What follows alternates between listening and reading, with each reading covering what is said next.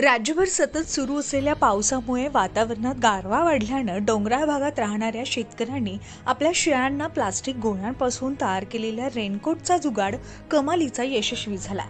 त्यामुळे पावसाळ्यात भिजून आणि गारठल्यानं कुडकुडून मृत्युमुखी पडणाऱ्या शेळ्यांच्या संख्येमध्ये घट झाली आहे।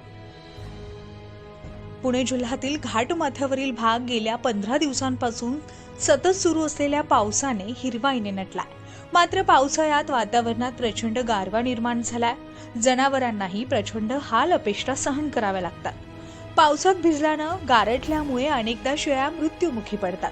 त्यामुळे येथील शेतकऱ्यांनी हा भन्नाट प्रयोग केला। थंडीपासून स्वतःच्या बचावासाठी माणूस विविध उपाययोजना करतो, मात्र जनावरांचे काय असा प्रश्न नेहमीच उपस्थित होतो।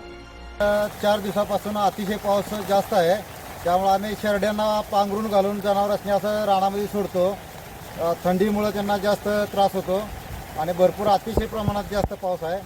दिवसाला जवळजवळ 100 मिलीमीटर पाऊस पडत आहे आमच्याकडे आता सध्या चालूला। 12 तासात 24 तासात 144 मिलीमीटर काहीतरी पाऊस आता झालेला आहे आणि आज 4 दिवसापासून असा पाऊस पडतो आहे। हां बोला।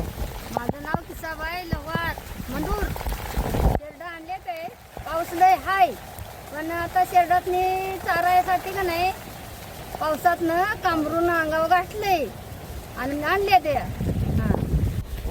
गरज ही शोधाची जननी असल्याचं म्हटलं जातं आणि याच गरजेतून शेळ्यांच्या रेनकोटचा जन्म झाला आणि शेळ्या देखील या थंडगार वातावरणामध्ये चरू लागल्या। हिरवळीवर चरण्यासाठी आणलेल्या शेळ्यांच्या पाठीवरील हे प्लास्टिक गोण्यांचे रेनकोट सर्वांचं लक्ष वेधून घेत आहे। शेळीच्या पाठीवर गोणी अंथरायची आणि 4ही टोकाला बांधलेल्या दोऱ्या पोटाला बांधल्या की झाला रेनकोट तयार, असं जुगाड केलेलं आहे। या रेनकोटमुळे पाणी आणि गारठ्यापासून शेळ्यांचा बचाव होतो। या प्लास्टिकच्या रेनकोटमुळे आता शेळ्या भिजत नाहीत आणि गारठ्यानं मरणाचं प्रमाण देखील कमी झालं।